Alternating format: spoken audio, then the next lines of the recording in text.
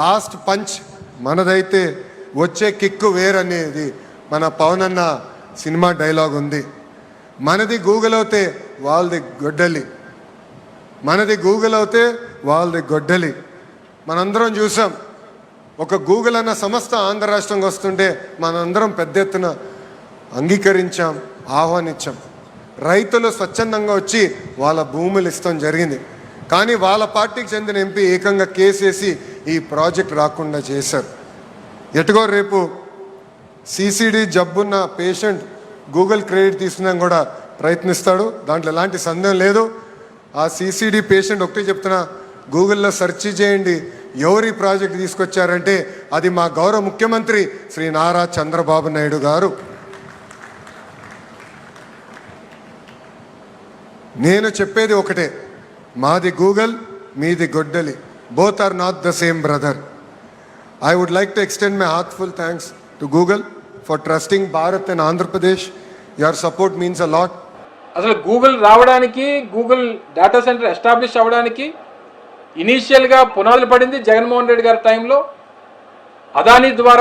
Adani data centre ద్వారా విశాఖపట్నంలో data centre establish చేయాలనేటువంటిది ఆ రోజు ఉన్నటువంటి మా ప్రభుత్వం తాలూకు ఆలోచన.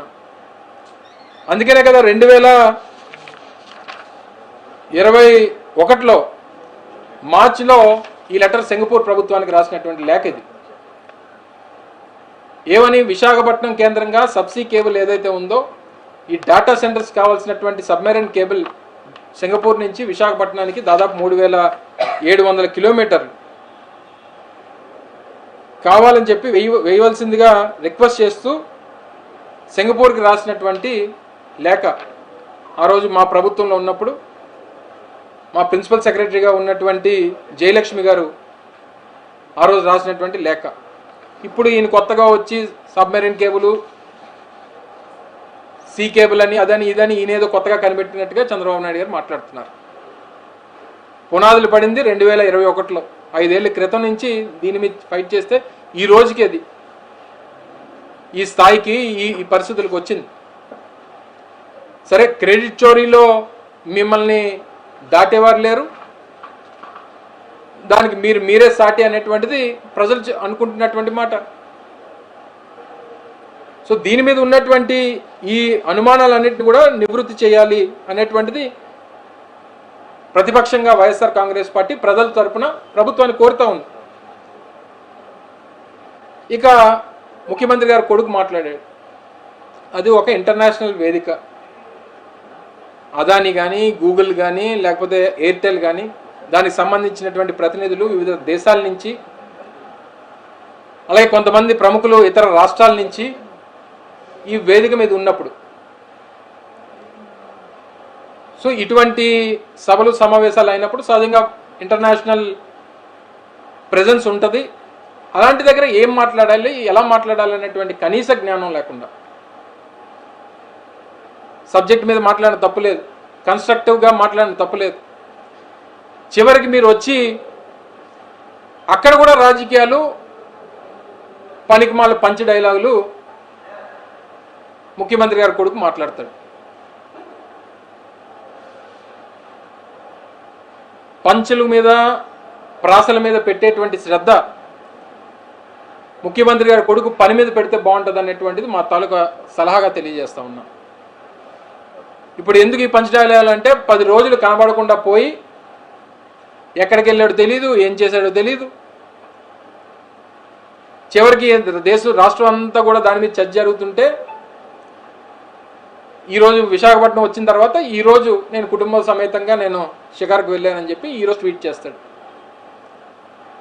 మిమ్మల్ని కుటుంబ సమేతంగా ఎవరు వెళ్ళొద్దని అనలేదు, మీరు ఇక్కడే ఉండి మీరు సాధించేది కూడా ఏం లేదు. కానీ ఆ మొక్కేదో ముందు చెప్పుంటే నీ మీద ఇంత చర్చ జరగదు కదా. 7 మంత్రులేమో సింగపూర్, ముఖ్యమంత్రి గారు కొడుకేమో ఇంకొక ఊరు, ముఖ్యమంత్రి గారేమో హైదరాబాద్, ఉప ముఖ్యమంత్రి గారేమో పాపం వారి హాస్పిటల్. మరి రాష్ట్ర పరిపాలన, రాష్ట్రంలో ఎక్కడ కూడా పరిపాలన అనేటువంటిది లేదు, ప్రజలందరూ కూడా ఇబ్బందులు పడేటువంటి పరిస్థితి ఉంది.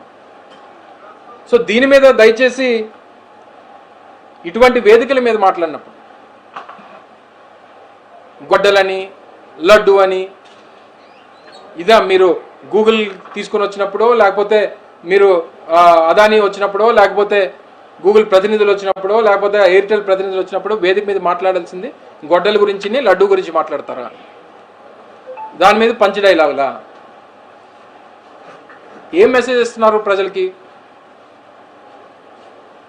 మీరు మళ్ళీ లా అండ్ ఆర్డర్ గురించి మాట్లాడతారు, మా మీద తప్పుడు ప్రచారాన్ని చేస్తారు. దయచేసి ఇవన్నీ మానుకుంటే మంచిది అనేటువంటి విషయాన్ని ఈ సందర్భంగా ప్రభుత్వ పెద్దలు తెలియజేస్తూ ఉన్నాం.